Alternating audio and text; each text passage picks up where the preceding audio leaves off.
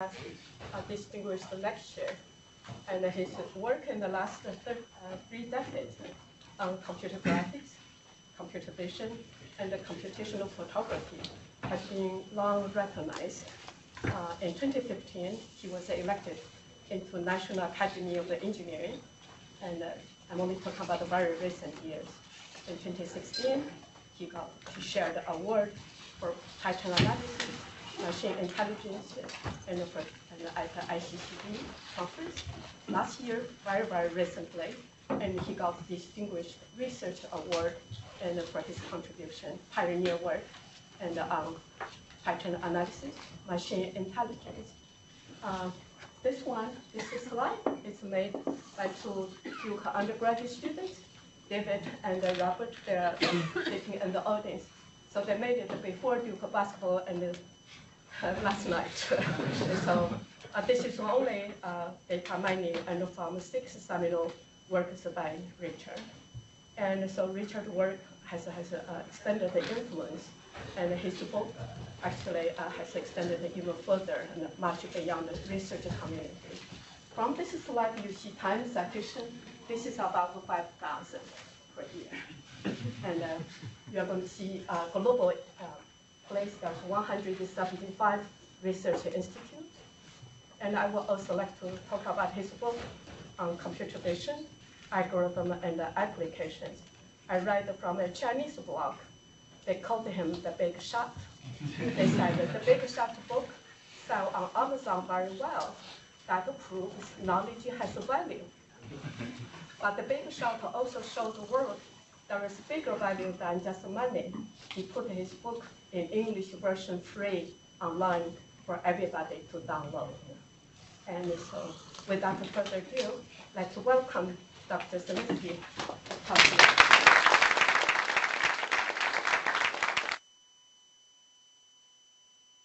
So first of all, thank you, everyone. Thank you, Duke, and thank you in particular, Xiaobai, for inviting me here to give this talk. Really excited by all the work I saw here today. I've had a wonderful visit. I also want to thank Robert and David for putting this together. They showed it to me earlier today, and it was just wonderful to see.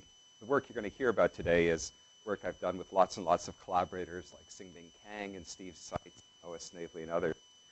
What I didn't realize is that I had collaborators in places like Brazil and the mountains, the Andes, somewhere in Chile, and even this little island that is somewhere north of New Zealand. I'm not sure what that is. But anyway, thank you so much for that.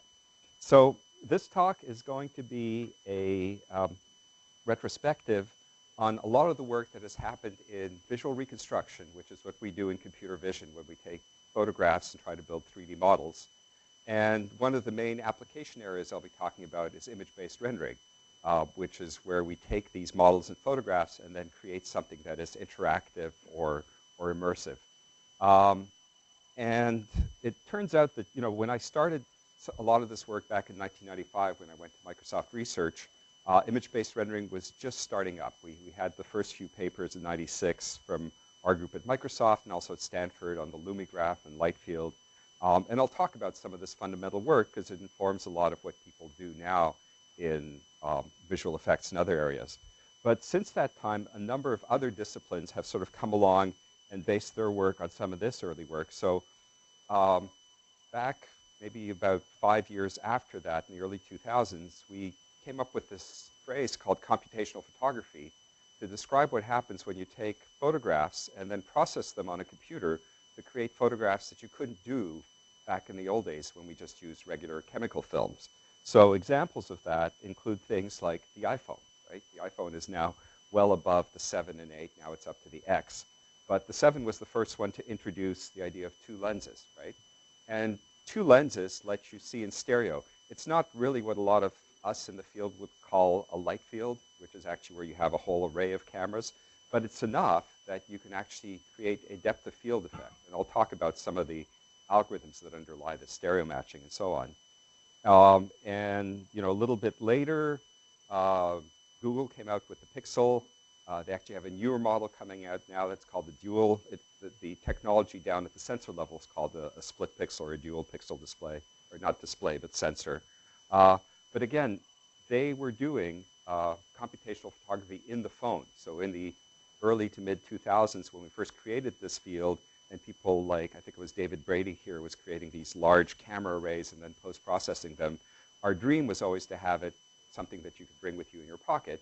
And that's essentially what's happened. I mean, how many people here still take a digital SLR, a single lens reflex camera, when they travel? Okay. So that's neat. They haven't totally. I did until a few years ago. I bought my wife a Micro Four Thirds, which doesn't have the optical viewfinder anymore, and she likes that better. The last time I went abroad on vacation, I really didn't even take out my point and shoot or SLR out of my pocket. I just carried this. It's not the same. You can't get quite the same shallow depth of field, but if you've seen some of the recent examples coming out of camera phones, we're getting very, very close. So this is one of the topics I'll be talking about, computational photography. But another place where this is really becoming big is virtual reality. So some of the early virtual reality applications are things like 3D computer games, where you can pick up objects and play in 3D. You get a very strong sense of immersion that you don't with just a TV display. But there's also this big hope that we can capture the real world and share real-world locations, like archaeological digs or something like that, in virtual reality.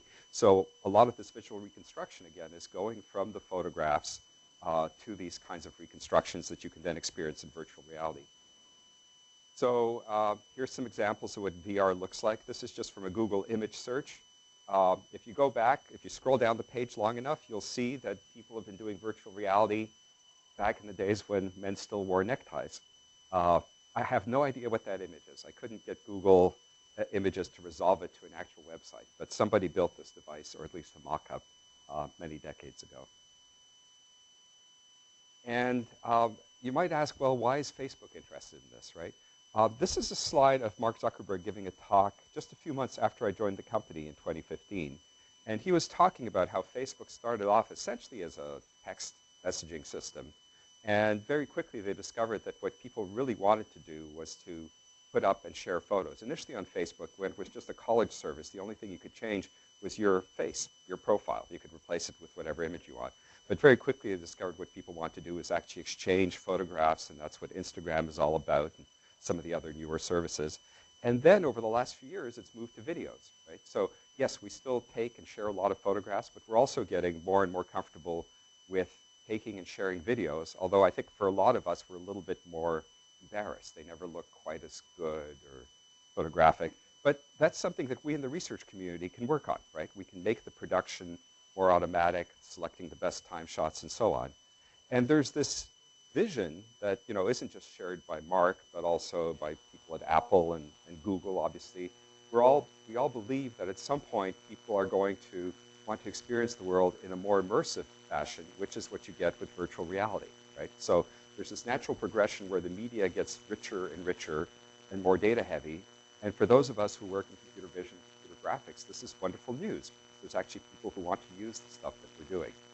So again, this is all just sort of a background as to why this is an area that I've worked in for the last 30 years that I find very exciting and very relevant. There's a little bit of buzz coming through. It might be from the audio. I'm not sure what to do about that. But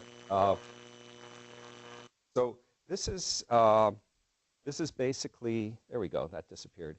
This is a video that was produced at Facebook. I can't get I'm just going to let it run, so you'll have to listen carefully.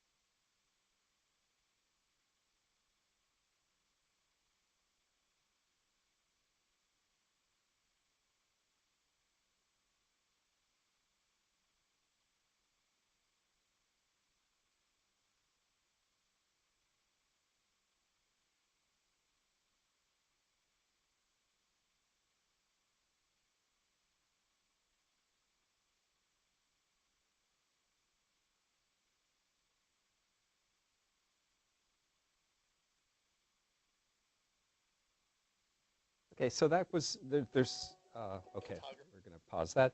That wasn't very technical, but I just wanted to give you a sense of, I guess mostly for the people who are students here, who are wondering, what do I want to do after I finish my undergraduate degree with computer science or my graduate degree in computer vision.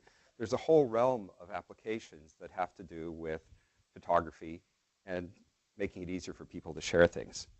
So at this point, I think I'll skip over the next two slides. Again, for those of you who are in augmented reality and virtual reality, I'm sure you were very excited when the last year both Apple and Google released ARKit and ARCore, which now lets you basically let application developers put objects on a table and have them move around and things like that. So that's sort of what we would call a phone-based augmented reality. It's not the same as having a see-through display device, but it lets you do a lot of the same things just with your phone, so something that's always in your pocket. So this is sort of an overview of what I'm going to talk about. I am very happy to take questions at any point, not just at the end. So if you either have a question that you'd like me to make something clearer, or you have a point of view about some of this work, I'd love to hear it. I'm very interruptible. We'll get through as much of this stuff as we have time for, but please stop at any point if you want. So I'm going to start with image-based rendering, which is a very nice mathematical framework for explaining a lot of what happens when you take in photos and then try to recreate a new visualization from them.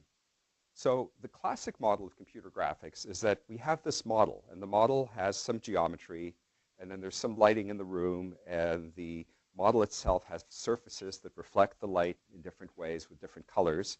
And you put this all into computer graphics, which you could view as a bunch of math, or you can view it as OpenGL or Unity, whatever your comfortable model is. It's a computer program, it's a piece of mathematics, and out pops an image or a series of images, right? And computer vision, you can often think of it as taking a real scene and having some cameras and then trying to build a model, right? Now, what you mean by model can be different things. It can be a 3D model. It can actually be the reflectance properties of a surface, or it can be something like a semantic segmentation, saying there are 3 dogs and 2 people, right? They're all models. But for the purposes of this kind of computer vision for computer graphics, which is the first course I taught with Steve Seitz, and sort of became the basis of the book that I wrote. The idea is that you would put the two of them together, but unfortunately the kinds of models we can get, like even right now, if you went to the best people in the world and bought the best software for what's known as photogrammetry, building a 3D model, and you tried to apply it to this thing, it really wouldn't work, right? There's too many refractions in the light, it's too shiny. You wouldn't get something that was realistic. And even if you could get something where there was plastic and a bit of paper around it, when you rendered that, it would look like a piece of cardboard, right? Now, we know that people at Pixar and ILM and so on can simulate this, because in computer graphics, if you actually fill this with a fluid model and you get the proper rendering and you run it overnight to generate a computer frame, you can generate a very realistic image. But we are so far away from just taking your camera, building a 3D model, and then having it show up all the realism that you currently see, that this is why the field of image-based rendering was invented. And the basic insight was that if you actually not only built a model, but you kept the original images around, then the combination of the two would let you render things that are much more realistic. Because in the limit, if I take a video of this and I rotate it, and I play back the video to you, you're going to say, yeah, that's realistic because it's a video, right? Now the question is, can I do that from just a limited number of different viewpoints, like let's say take this up and down and sideways, and then have you be able to tumble it in any direction? And that's where it gets interesting, because in some ways you can view it as a sparse data interpolation problem. If I took a picture of this from everywhere around on a sphere, then I could obviously play it back, right? But because I only have a finite set of viewpoints, can I then sort of smoothly in between all the viewpoints and get something realistic? And back in 1996, we worked out some of the math around this. So the idea is that mathematically, if you have a box and you capture all of the rays that come out of that box, then you can put your camera anywhere that you want to and generate a new image. But and there was some math behind that that said, for example, that if you have 2 planes and you capture all those rays, you've captured everything. So it's only a 4-dimensional beast. And this was from the Lumigraph work. What we did was we put an object on this special box with markers so we could tell where the camera was. And we would build a 3D model like the one you see on the right of your screen. And then we'd keep the original images. And from that set of a few hundred images and the 3D model, we could then render what was in the middle, which was a visualization, which actually where the fur actually looked furry, right? Because if we just had a 3D model, it would be this kind of lumpy thing that wouldn't have individual hair fibers. And yet, if we have the original images and we have the 3D model, we can kind of blend between the images in a way that looks much more realistic. So this is sort of the basis of image-based rendering. And if you look at this a little bit more deeper, so what we're going to do now is just to make the visualization easier, we're going to think about all the images that you can take if a camera moves sideways, right? So right now, if you just move your head from side to side, you'll probably see the person in front of you, and they are kind of occluding the people in front of them, right? So things are moving differentially based on how far back they are, right? And that's what we see here. What I've done is taken a whole set of images from a camera that's moving sideways, looking at a scene which is basically a glass bowl with some fruit in it, and you'll see that these stripes, this is just one particular scan line, in one particular slice in the image, things move sideways depending how far away they are. So this is what's known as parallax. So parallax is this fact that things move at different speeds depending on how far away they are from you. And not only do they move at different speeds, but they also occlude each other, right? So you can look at the yellow stripe, which is a lemon in that scene, and that is occluding some of the other colored things that are behind it, right? So these are two very basic things that in computer graphics you know about rendering with Z buffers, back to front occlusions. In computer vision, you also know about occlusions when you're analyzing multiple images. But there's more stuff happening. Like on the left side here, there's this gray thing, and that's the glass bowl. And the brown thing below it is a wood table, just like the one in front of you, right? So what's happening is the sort of texture of the glass in the bowl and the texture of the wood are mixing together in a way that is translucent, because basically that's what's happening. So we know how to model this mathematically, although this level of modeling is absent from most of today's still stereo reconstruction algorithms. So at the very end of the talk, if we get there, I'll get to some of these more advanced techniques that aren't yet in common use in most of our 3D reconstruction. There are even other effects like refraction. So this may not be the best example because it's a little convoluted, but essentially, if you look at the room through this, you'll see that things are all bent and deformed, right? And that's the refraction process. So again, we have a few publications on that, but still not fully understood. And highlights, which is basically how the shiny parts move. So that's what makes this whole problem of sort of image-based modeling and rendering so fascinating, because there are all of these things that are at a level of complexity that goes well beyond just triangle meshes with colors. I'm going to just show you a couple of follow-on pieces of work that happened later in the 1990s.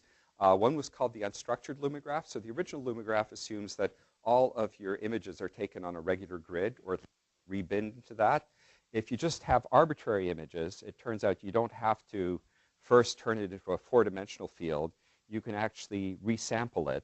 So the top one is from a paper by, I think this is the unstructured lumograph, which was by, oh, that's right, Ray Wading, that's Heigl. But the main paper was by Chris Bueller and others. And they just showed that, again, if you have a 3D model, like the model of the Volkswagen, and you have the original images, then you can, for each piece of the image, you can go back and ask which are the three nearest cameras and then blend between them. So, you know, there's a whole deep literature, and when I teach this as a, a 10 or 13-week course, we spend a whole lecture on going through this. But I'm just flying through stuff here to sort of give you an idea of what's in the field. And this line of work has continued even to today. There's recent work by Peter Hedman, who's a graduate student in London, who worked with us, and he had a new paper at SIGGRAPH Asia 2 years ago.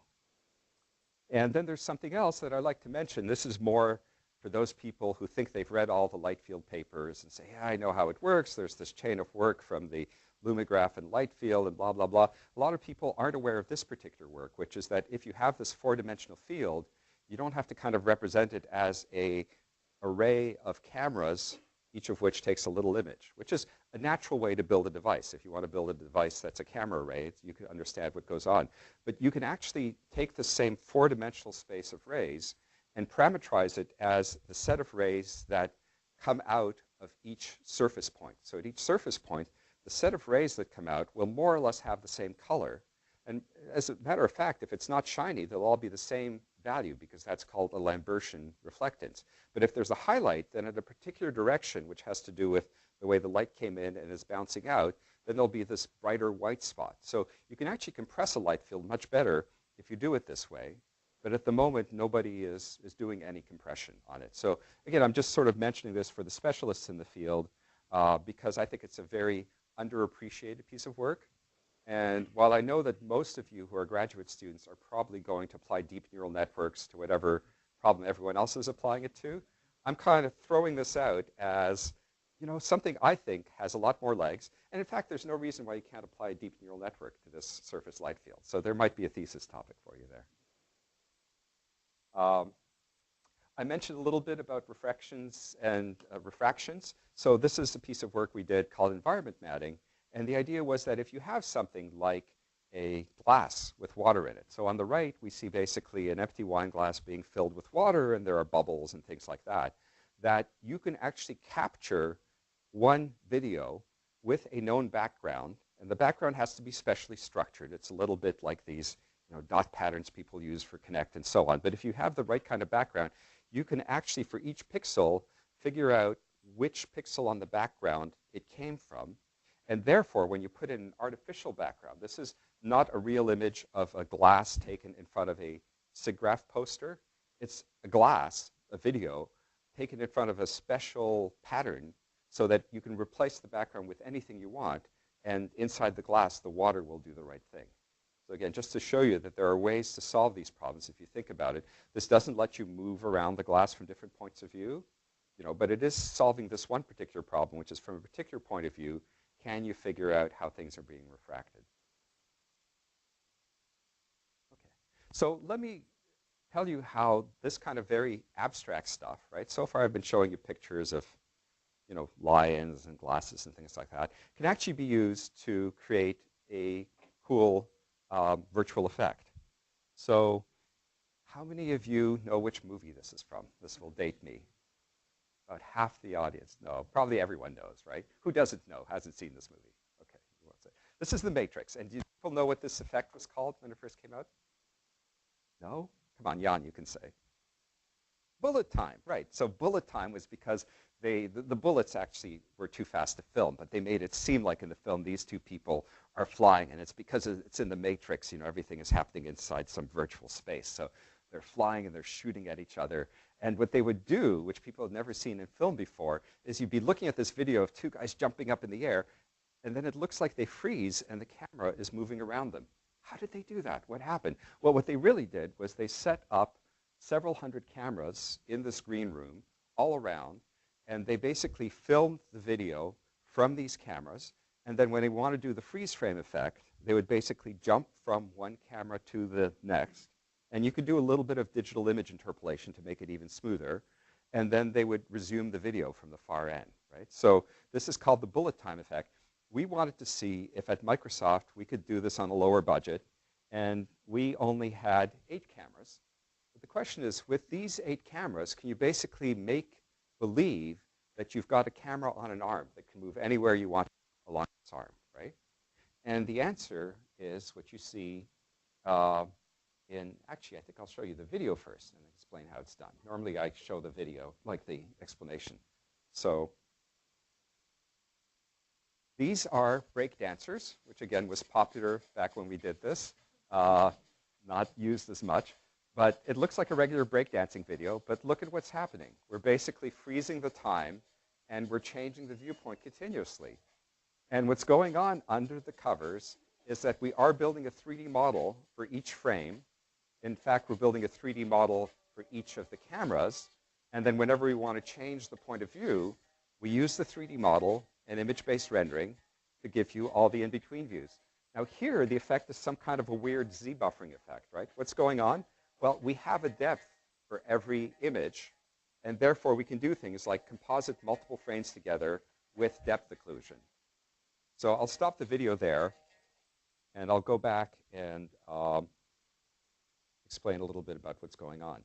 So if I gave this to a graduate student who's actually had experience in computer vision or knows enough about OpenCV to know where to call the stereo matching code, you could basically go and produce a depth map for each image, and based on those depth maps, you could warp the images and blend them, right?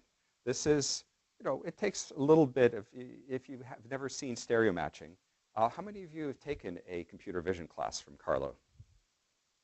Good, congratulations. A very good teacher. So I don't know if Carlo, did you cover stereo matching? Not this year. You see, it's all neural networks now. But anyway, if you do stereo matching, you can do in-betweening. But if you just do the basic stereo matching, what happens is that right near the boundary of an object, you have to decide what the depth is at each pixel. And in fact, right at the boundary of the object, if you blow it up, there's a bunch of mixed colors because the object itself subtends a fraction of a pixel, and maybe it's not in focus. So you get this mixing of the foreground and background. And if you don't model that, if you just give each pixel a single depth value, what happens is you get this kind of an effect here, where if you just model it as one depth per pixel, you get the image on the left, which basically misguesses what the depth is and sometimes even takes a little bit of the background and puts it with the foreground.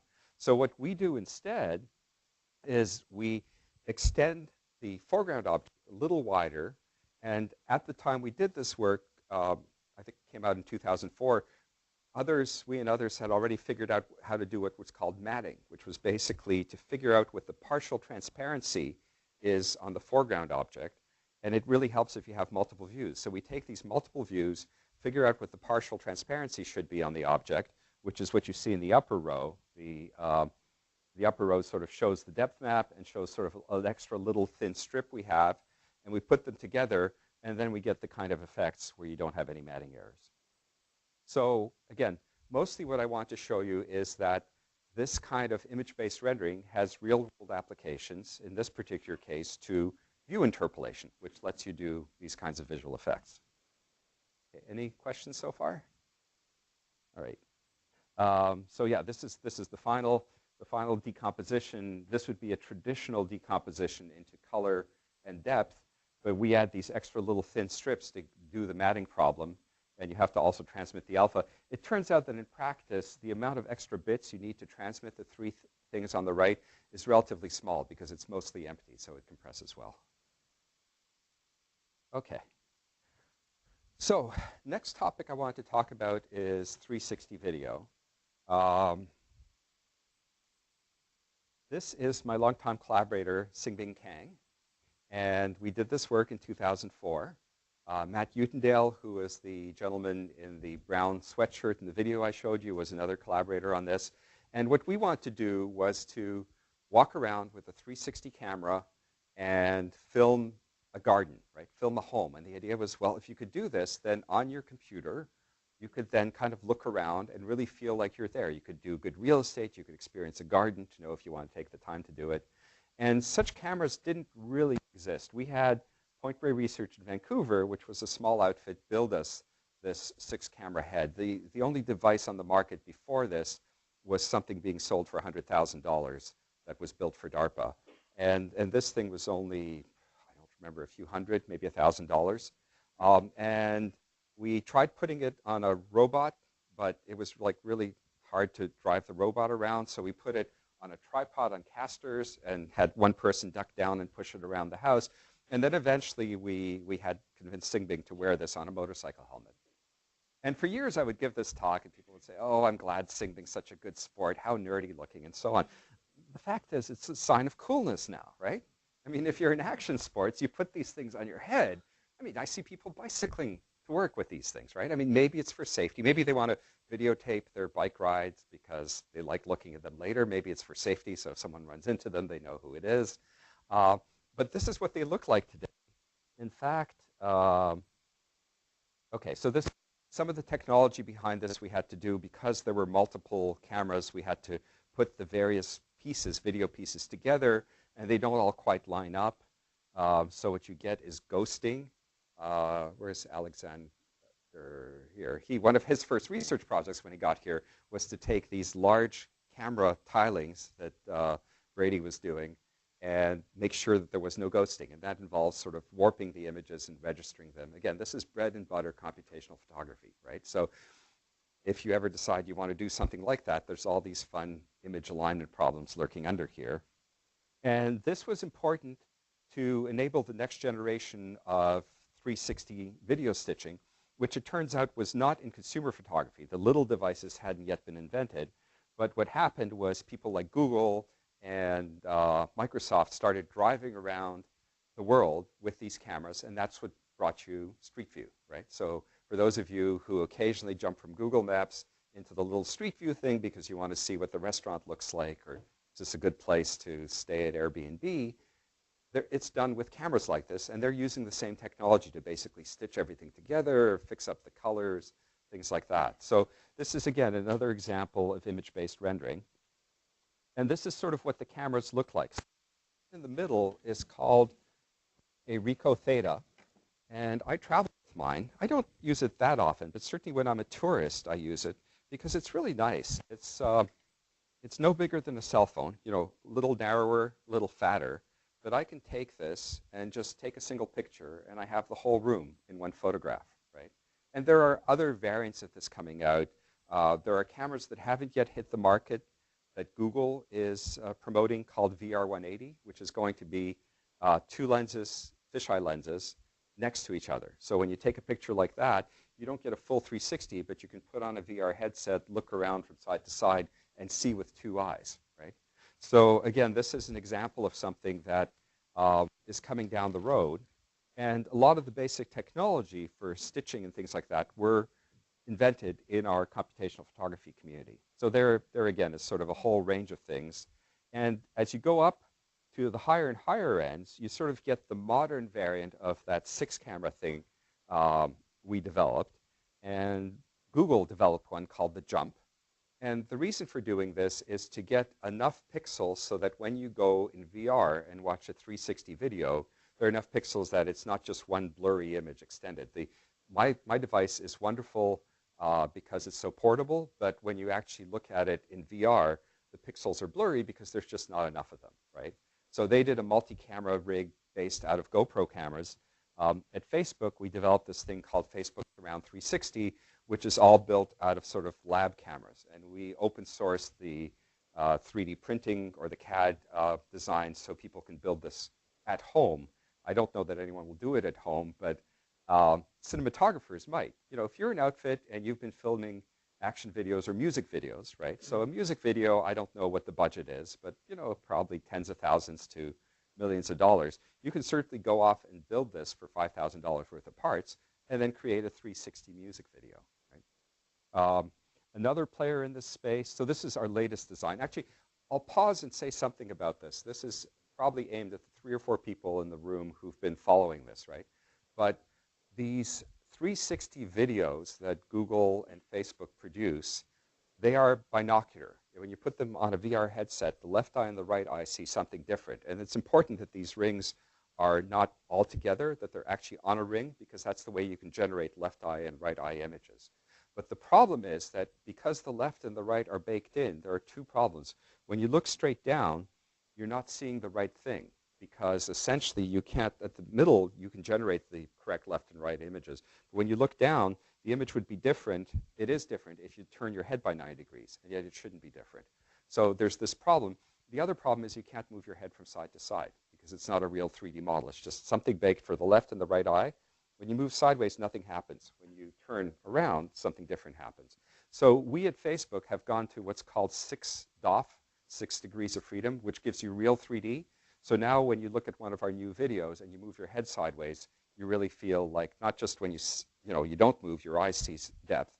Here, when you move your head sideways, everything moves correctly. So this is the next frontier. I don't know that it's universally adapted. We're pushing this particular format, but I think this may end up being kind of the real format for immersive 3D content.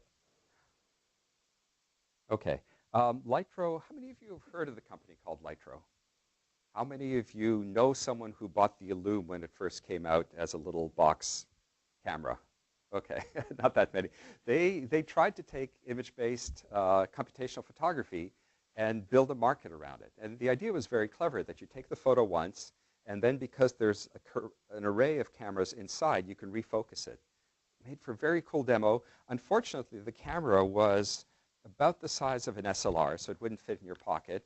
And not only that, but it was sort of shaped like this. So you had to hold this thing. There was like it wasn't round, it was square. It just wasn't a big market hit, and I kind of understand why. So they refocused on this kind of large-scale 360 capture, and that's their device. And I believe 2 months ago or something like that, Google acquired them. So it's probably going to become part of their technology stack for 3D 360 filming. Okay, and I mentioned that that you will be able to buy these two VR180 cameras soon. We did a little project where we took two of these Reconstruction Thetas, put them on a tripod, and the good news is that when you're looking straight ahead, you get the right thing.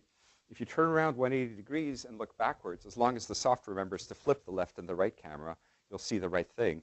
But when you're looking sideways, you get totally the wrong effect. Because what's happening is you basically have one camera in front of the other one. And you could show one to the left eye and the other to the right eye, but you just go, it really is painful. Because what's happening is you have vertical parallax, things that are nearby. One is lower than the other. And your eyes never see that. It really puts a lot of eye strain.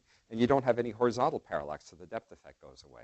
But the good news is, because we computer vision people know how to do stereo matching and so on, if you build a depth model based on this and you do the right thing, you can hallucinate depth all the way around in a way that mostly fools the eye. So even though mathematically, those of us who know the field will say there's no depth computable at the epipole over there, it turns out that if you do it and you kind of approximate from other neighbors, you can actually get a very nice effect.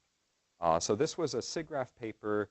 It wouldn't surprise me if the math behind this starts getting used in other places like VR180 systems to, again, give you something that's more like 6 degrees of freedom. So yeah, I guess the biggest take-home message is that there's a way of doing image-based rendering which is just capture the rays and give them back to people. And there's another way which has to do with, let's really build a 3D model. And I firmly believe that the latter one gives you more value in the long term. And that's been a lot of our work. Okay. Let's see, when do you normally stop and ask for questions? About 10:02 or? 55 minutes. Okay, so I'll go for another 10 minutes or so. I think I think I'll skip over this part, but essentially the immersive video stabilization is this issue that if you film something with one of these action cameras and then you want to speed it up, what is annoying when you look at the video originally, which is like the the side-to-side bobbing motion of the person, becomes extremely jittery when you speed it up. So we had a whole research project called Hyperlapse, where the idea was to take the video, figure out where the camera is looking at and moving up and down, and that uses the kind of structure for motion software that Jan is famous for. And then, based on that, you can basically create, again, a new virtual video by taking pieces out of other frames and putting them all back together. So this is what the stabilized camera path looks like. That's just a synthetic 3D rendering. This shows how we're piecing together various frames from different points of video. The reason we have to do the piecing together is this is a rock climbing video, and as you're looking for handholds, your head is all over the place. So if you want to simulate what a really smooth camera going up like this would see if you kept looking this way, you might be missing pieces because your viewpoint was over here. So you actually have to steal pixels from other frames, and the only way you can do that is to have a 3D model that kind of warps everything together. So that's how we put the things together. There's what the 3D model looks like. This is the 3D geometry we create. And then we have this path smoothing software. And this is what each of the initial images looks like after you've compensated by the 3D model. And then this is what the different source images look like. You put them all together using a mathematical technique called a Markov random field, and it produces this. And so you do this over time, and that's how you create the whole video, right? So this is the kinds of things. This was published at SIGGRAPH, and this is exactly an example of what a research paper looks like. You have to put together all these techniques and slowly come over, the visual artifacts that you get until you get something that's really smooth. So now you can kind of see this is what a sped up bicycling video looks like. So you think, well, bicycling's pretty smooth. It's not an issue. But, this is what it looks like if you just speed it up, right? I mean, we're all used to high-speed videos and how people walk very quickly. But unless you smooth it out, then the thing is so shaky that you can't watch it. And this is what the final video looks like. So again, this is an example of image-based rendering and computational photography applied to the video domain. And now, if you have a 360 camera, in some ways the problem gets easier because you don't have this issue anymore of having missing pieces because you're looking in the wrong direction.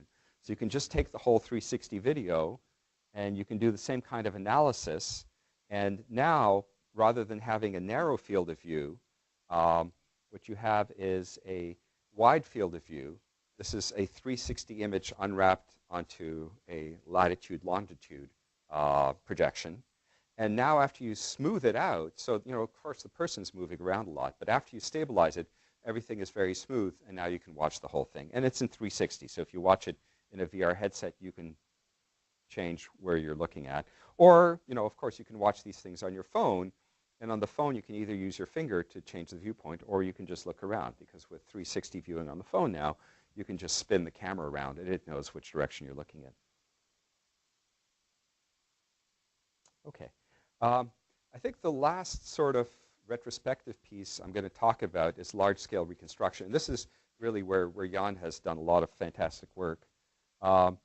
It started off with this observation we had with Steve Seitz at the University of Washington, Noah Snavely, who's now at Cornell, that there were so many more images being published on the web. And this is before the days of Instagram, right? There was this website called Flickr where people could put up their photos, right, and share them with the world.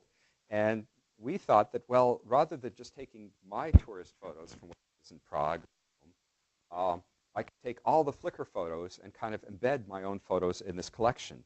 So again, building on probably a decade's worth of work in this field called structure for motion, we were able to show that with a large collection of photographs, you could build up this point cloud model of the world. And once you had the point cloud model, you could then explore the scene interactively. So here's an example of where I'm looking overview of Old Town Square in Prague, and I can go click on a particular image and say, show me more of that particular building, and it will kind of continuously zoom in and show you that building. So you can then say move sideways. You've got a little map in the upper right corner, so you can go and actually say, show me what it would look like to view it from this point in the map. And you'll notice that the transitions between different images are kind of like flat planes, and that was very deliberate. We found that if we tried to put a 3D model behind it and do the transitions, at the time when we first started the work, it usually looked worse. There was a particular data set where we had the Great Wall in China where it actually worked better, so we showed both approaches in the paper. And there are other neat things you can do with this. Like, for example, if you want to label stuff, so it turns out that the main door in the Notre Dame Cathedral in Paris has sculptures, and the ones on the left are called the left apostles, and the one on the right are called the right apostles, and the sculpture over the doorway is called the Last Judgment. So you can go in and label these things. You say, oh, okay, that's kind of tedious. The beautiful thing is once you've labeled it in one photo, everybody else's photos automatically gets this labeling. How does it do that? Was it magic? It's because the 3D points are common to the images, and if you've labeled a bunch of 3D points, and those 3D points are seen in the next image, then you can basically say, I should label it. In this particular case, the trumpeter is occluding the Last Judgment. So even though the Last Judgment is behind him, we don't actually see the 3D points, so we don't bother putting up the display, right? So this is a way to sort of quickly annotate large parts of the world. And I think this kind of thing will continue. You know, we have Google Street View that sort of has one nice high-quality photo of most streets in the developed world. And if we take all of people's sort of casual photographs and kind of knit them together on top of this, then we can basically have your photos and have them automatically annotated with what you're looking at. At Microsoft, we took this work and turned it into a free service called Photosynth, where you could upload your photos, and then it kind of stitched them together and let you navigate them. We also had follow-on work with Sudipta Sinha, who was a student of Mark Polyphys at UNC. Were you there supervising his thesis, or overlapped a bit? Postdoc, right? Yeah, anyway. Sudipta did this work, and we basically started, instead of building a single flat 3D proxy per image, we built a piecewise model. So like this building on the lower right has a bunch of roofs and flat things. So there are ways to make this better. That 3D piecewise planar model was then released as something called Photosynth 3D. And this was work done with Michael Gößle, who's a professor in Germany. And we were basically playing around with the idea that sometimes stereo works well, like on this textured sculpture. And sometimes you don't have enough photos to actually stitch the background together. So what we would do with the background is we would turn it into this point cloud and have it fade in and out. So it's just a different way of rendering that's kind of non-photorealistic. And then when Steve Seitz went to Google, they had a summer intern project called Photo Tours, where they actually did build a depth map, a real per pixel depth map, and did the transitions. And to me, these, you can obviously tell you're jumping from one image to another because the color is different, right, and so on. But they look very smooth. So I think this is like one of the best examples of what you can do with real-world image-based rendering to kind of go from one image to another. And in fact, the results were so good that Qi Shan, who did this work, did a whole thesis around the question. They called it the visual Turing test, as to when you take a bunch of images and you render synthetic images, can a person tell which one is real and which one is synthetic, right? So for each of these pairs of images, one of them is a real photograph taken with a real camera. The other one is a virtual photograph taken by taking the 3D reconstruction and taking the thing. So let's just do one of these. Between this one and that one, is left or right real? Left. Why? There's people. Yeah, oh, that's a good answer. There's wires here. There's things like that. So you can tell, but in forced decision choices, when people only had a few seconds to look at it, it was coming close, right? So basically, our ability to build the 3D world is getting better and better. But as I mentioned at the very beginning of the talk, coming back to this water bottle, we're not there yet. So I'll take the last 3 minutes to sort of talk about an open problem, which is what's missing, right? So the visual Turing test was a classic pipeline of the kind that Jan has worked on, where you take photographs, you build a 3D mesh, you color each pixel on the mesh with a color, try to make sure that the blurriness is gone and things like that. And it works remarkably well. But what doesn't work yet is reflections and transparency. And it's not that we don't know that they're there, and it's not that we haven't published papers, but they're right at that bleeding edge where most systems don't yet do it. So I sort of want to show you what we might be able to do it better, and again, to say this is an open research problem. So we look at a picture like this, right, and I say, is there a reflection, right? Is there a reflection in this picture? Okay, what is the reflection? What are we looking at? Sorry? Specular, but what, I mean, is it a car that's being reflected, or what do you basically see that looks like a reflection? Yeah, it's a room. There are lights, right? There's a ceiling light. There's a bunch of things like this. So, and this is a glass case in a museum. So, of course, we have specular reflections, right? There's another glass case in a museum. This is a table. Is there a reflection? Yeah. Why is the reflection fuzzy? Texture. A very interactive class. Okay, I keep looking at Jan because he could answer all of this, but anyone else? Who's taking a computer graphics class here? Wow. Like one little hand. This just isn't a sexy topic anymore. Okay.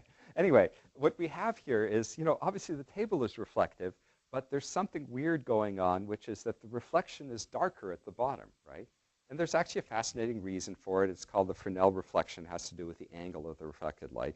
But with these kinds of things, it's mostly just to motivate that reflections are all around you. So if you think, in this room, if I don't look at the glass, I'm good. I don't need reflection. That's not true. There's strong reflections off of this table, right? You might not be able to see it, but if you, like I can see a reflection of this chord in the table, it's just a very fuzzy reflection, right? So they're there, and without the reflections, when you render a 3D world and you move the camera, things look like they're cardboard. They really look like you laser printed something, glued it on. It's just missing because they're almost always there. The problem with reflections is that the classic model of building a stereo map doesn't work anymore because you could build the depth for these vases or the bottles, but then you don't have the depth for the world that is reflected in it. So what you have to do is separate it into two separate layers. So with our new rendering system, essentially what we're doing is putting together two different layers which each have a different depth. And side by side, again, two layers looks really good. You know, these are only a small number of images that are being interpolated just like bullet time. And so then if you look at how it's done under the hood, we basically have the input, and we tell the system to compute two different depths. And the poster will be moving at a particular speed, which has its depth, which is the correct, you know, for the print. And then the rear depth is actually the reflection of the other side of the building that's being reflected in the glass. So that depth is quite a bit further back. And then we recover the color layers, right? So from each of these input images, these things are done with about 5 to 15 images taken next to each other. And that's what lets us see things moving across each other and pull them out. You can clearly see that there is the actual print, right, with a lot of the reflection gone. And the rear layer itself is actually the staircase in our building at Microsoft Research where I used to work. And so we can pull these things apart and put them together. There was a second follow-on paper where rather than trying to do this at each pixel, because the depth map you get at each pixel is very chunky and irregular, you can do this just basically at the gradients, which means what you have is something like, this is what happens if you try to get a depth for every pixel. It's very, very hard. Whereas if you try to just take the pixels that have strong edges and estimate the depth, they pull apart beautifully. So the green thing is this poster hanging in a storefront window of a woman. The white stuff and the red stuff is the reflection of the German town on the other side of the town square. And when you put these things together and then using something called gradient-based interpolation, you pull all the colors back together, then you get some really nice results. So this is the final result is on the right. This is a very strong reflection day, right? Very sunny day. And it almost seems like the reflection of the town square on the other side is stronger than the poster because the poster is fairly dark, right? So it has less contrast. And the final rendering we get looks visually perfect.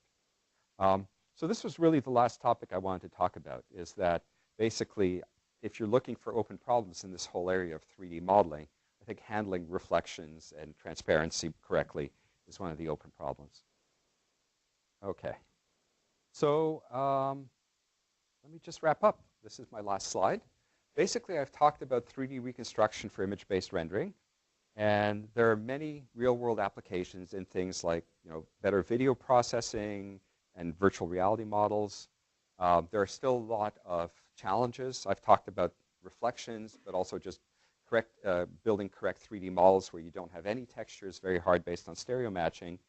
And there's been beautiful math, you know, all along that I haven't had time to get into.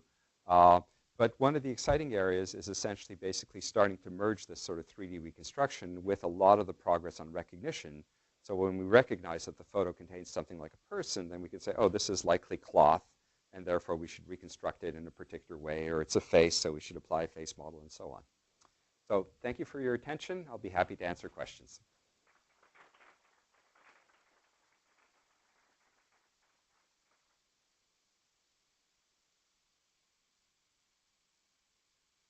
Go ahead. We may ask a remote side for questions, please.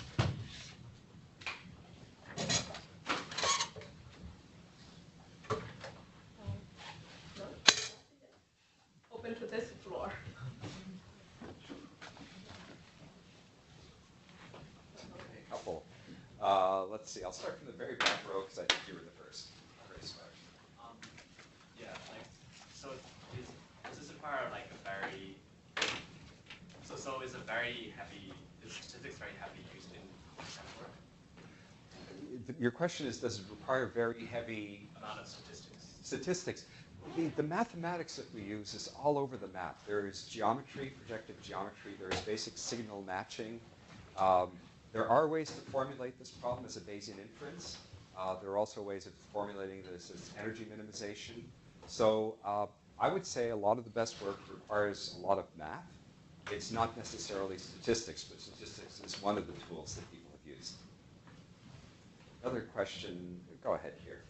Are you able to do a real-time rendering for those arrays of cameras? Yes, yeah. The real-time rendering, well, what happens, so two separate questions.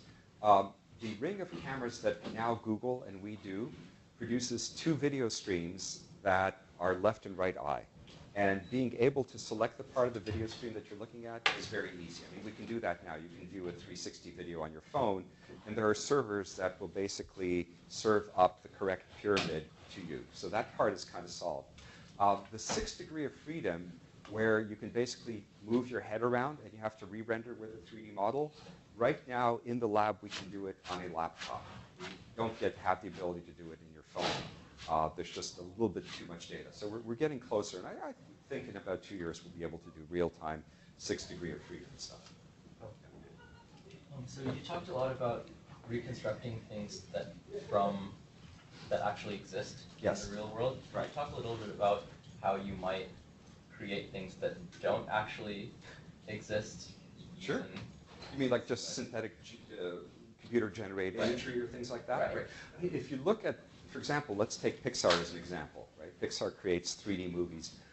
They have always been very adamant about not using scanning, right? A company like Industrial Light and Magic that does the video effects for Star Wars and things like that, they start with real-world imagery. They bring it in, they build models, they put it all together, right? People at Pixar have always believed that a model should be created by a modeler from scratch, right? But the two fields do sort of coexist, right? A lot of the rendering models that people at Pixar now use, the digital artists, things that have been baked into RenderMan, which is a classic way of rendering and shading, come out of the research on the physics side. So there is an interplay. But it really depends. If you want to ignore the real world, then you can just start building things from hand. If you want to bring the real world in and then manipulate it, that's where you can scan things in, and then using traditional computer-aided design modelers, you can then manipulate it. Anyone else? This may be a bit of a silly question, but since computational photography is becoming so baked in the devices that account for most of the images, is there I really don't know, but is there any opportunity with getting different types of sensors, getting more than just the regular wavelengths, for example, getting things beyond color? Could that help with any of the challenges that are there currently? Absolutely, absolutely.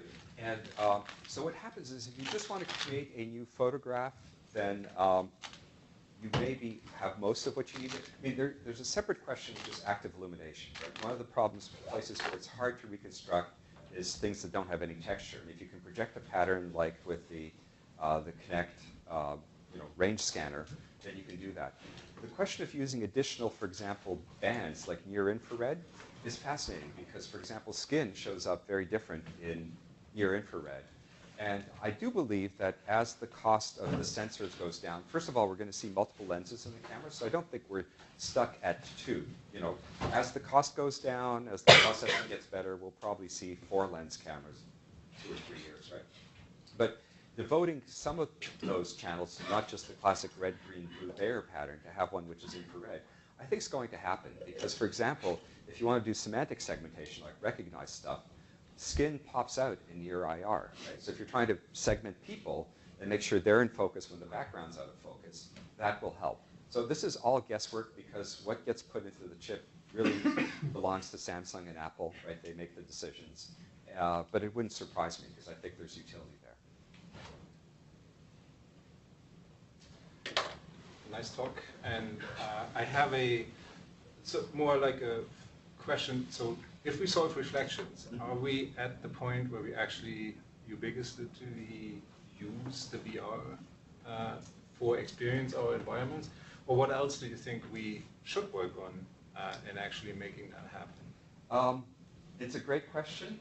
I think you've kind of, you're near the limits of my imagination because I've always kind of, for myself, kind of thought about what the next big problem is and chewed on it without thinking about what's beyond that. I believe that solving that will make a quantum leap in the quality of real-world capture and re-rendering. I think it's the biggest thing that's noticeable. Once we fix that, there's the whole question of temporal dynamics, right? So one of the tricks we play in our community is that we want a highly detailed model of this object, and we say, you know, most people don't mind doing this, right? And you get it. You don't have that luxury if you want that thing in video, right? And then you need a camera array, which is something that most people will never carry around with them, right? So being able to artificially, for example, add dynamics so that you take a picture of a scene, but then the hair blows a little bit and the leaves rustle, I think that'll be interesting. That's not classical computer vision, but it's kind of bringing in animation, right? So video textures, things like that. And then, you know, the next one is sound, and the good news is that we can start having microphone arrays and binaural stimulation. Some of the best VR experiences rely on having a pair of headphones, and eventually they'll be able to put in head, what are they called? The head reflection models, the things that make sound more localized. So I think that's going to come. And then we're getting into science fiction, right? The holodeck is being able to actually smell stuff. I don't know if there's any realistic stuff like that. And of course, tactile. You know, on the holodeck, you can sit on a desk. And I don't know if we'll ever figure out how to do that, right? But, you know, there's a whole movie called Ready Player One, which is another futuristic. How many people have read the book? Not a lot. Okay, it's not, I thoroughly enjoyed it, but the movie's coming out soon. And it's about a virtual reality future where most people spend their time in VR. It's a bit of a dystopia. They're in VR because the world around them isn't so great. But it assumes that eventually you get to that level of control where with body suits and things like that, you can actually have force feedback and even more realism. Last question. Sure, thank you. So I saw a lot of the demonstrations on the daylight situation. So any challenge or limitation when the light is dark or in the night scenario? Absolutely. So I didn't even talk about this, but one of the biggest success stories in computational photography has been making low light images better. And I think probably the best applied research work in this area has been from Mark Lavoie's group. His group has published some of the fundamental papers. Sam Hasanoff, when he was a postdoc at MIT, published a very fundamental paper. Sam now works in Mark Lavoie's group at Google. But they have some of the best, it's called HDR+, some of the best technology for taking a burst of images quickly, lining them up and denoising. So that is something that, that can be done. Again, it works better for a scene that is mostly static, right? If you were trying to take a low-light video of somebody dancing, then we don't really know how to, you know, make that perfect. But the basic simple answer is yes, you can do a lot by aligning images and denoising that way. And then the other answer is neural networks are getting very good at being able to remove the noise and hallucinate what should be in the image. Okay, thank you, everyone.